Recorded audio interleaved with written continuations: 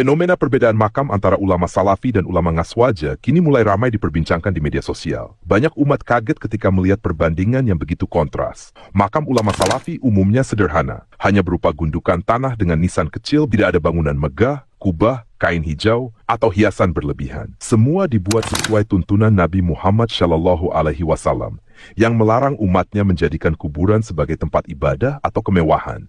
Sedangkan di sisi lain, makam ulama Ngaswaja atau yang mereka sebut wali kerap dibuat besar, megah, bahkan dihias dengan kain warna-warni dan lampu.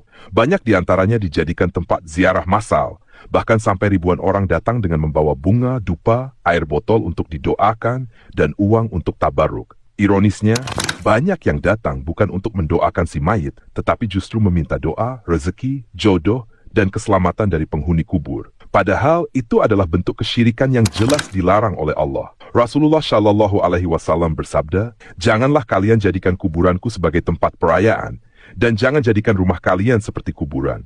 Bersalawatlah kepadaku, karena sesungguhnya salawat kalian akan sampai kepadaku dimanapun kalian berada." Hadis ini menjadi bukti bahwa Islam melarang umatnya memuliakan kuburan secara berlebihan. Bahkan Nabi sendiri dimakamkan di dalam kamar rumahnya tanpa kubah, tanpa bangunan megah, dan tanpa ritual khusus. Berbeda jauh dengan kebiasaan sebagian kelompok yang menganggap berziarah ke kuburan wali sebagai bentuk mencari berkah. Mereka menangis, menyentuh nisan, mencium batu, bahkan ada yang menyapu-nyapu tanah kuburan seolah-olah itu membawa keberkahan. Inilah yang disebut gulu, yaitu sikap berlebihan dalam memuliakan manusia sampai melampaui batas yang diajarkan syariat. Ulama Salafi menekankan bahwa berziarah kubur itu sunnah, tetapi tujuannya adalah untuk mengingat kematian dan mendoakan si mayit. Tidak ada ritual membaca doa di atas kubur dengan suara keras, apalagi meminta sesuatu kepada penghuni kubur. Ziarah kubur dilakukan dalam keadaan tenang, penuh tadabbur, dan sesuai adab yang dicontohkan Rasulullah SAW.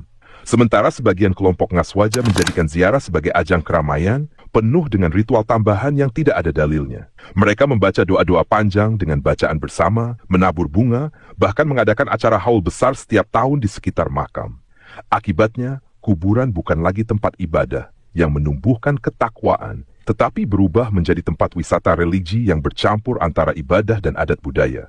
Padahal Allah berfirman, "Dan sesungguhnya masjid-masjid itu milik Allah, maka janganlah kalian berdoa kepada siapapun di samping Allah." Ayat ini jelas melarang setiap bentuk ibadah, termasuk doa dan permohonan, yang ditujukan kepada selain Allah. Maka meminta rezeki, keselamatan dan berkah dari penghuni kubur, betapapun mulianya orang itu semasa hidup, tetap termasuk bentuk kesyirikan. Maka dari itu, sudah seharusnya umat Islam menilai sendiri dengan jernih. Lihat bagaimana makam ulama Salafi yang sederhana, sesuai sunnah, tidak dibuat tempat keramaian, dan tetap mengajarkan tauhid. Bandingkan dengan makam ulama Ngaswaja yang ramai, dihiasi, dijadikan tempat ritual. Bahkan ada yang dijaga khusus seolah tempat keramat. Inilah cermin nyata bagaimana perbedaan manhaj dalam memegang ajaran Islam. Salafi berpegang teguh kepada Al-Quran dan Sunnah, sedangkan kelompok lain seringkali mencampurkan agama dengan tradisi dan budaya. Akibatnya, banyak umat yang tersesat dalam keyakinan tanpa sadar. Mari kita kembali kepada ajaran Islam yang murni. Hargai ulama dengan mendoakan mereka, bukan dengan menjadikan kuburannya sebagai tempat mencari berkah. Islam mengajarkan kesederhanaan, tauhid, dan ibadah hanya kepada Allah semata. Jangan sampai kita termasuk orang yang memuliakan kubur, tetapi melupakan sang pencipta pemilik alam kubur itu sendiri. Itulah pembahasan kita kali ini. Silakan tekan like dan tuliskan komentar positif Anda, serta subscribe channel ini untuk mendukung dakwah tauhid, dakwah yang memurnikan ajaran Islam. Demikian, wassalamualaikum warahmatullahi wabarakatuh.